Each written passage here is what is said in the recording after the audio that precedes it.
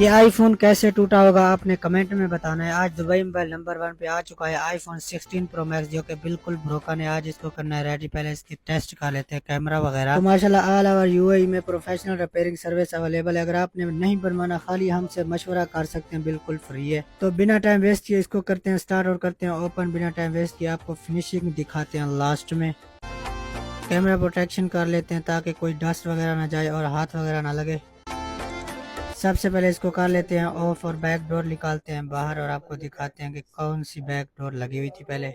तो बैक गिलास आराम से निकाल लिया है, और ये देखें ये वायरलेस चार्जर है। देने वाला तू बड़ा। क्लीनिंग वगैरह करने के बाद इंस्टॉल करते हैं न्यू बैक गिलास। तो अगर आपके पास आईफोन ब्रोकन है, एलसीडी टूट चुकी है, बैक गिलास चेंज करवाना है, फेस आईडी वगैरह बैटरी चेंज करवानी है, तो हमसे रब्ता करें, इंशाल्लाह आपको प्रोफेशनल वर्क मिलेगा। तो माशाल्लाह दोस्तों, फिनिशिंग आपके सामने बिल्कुल 0% इसकी फिनिशिंग है। पता भी नहीं चल रहा ये चेंज हुई है कि नहीं हुई। देख सकते हैं बिल्कुल ओके प्रोफेशनल फिक्सिंग है।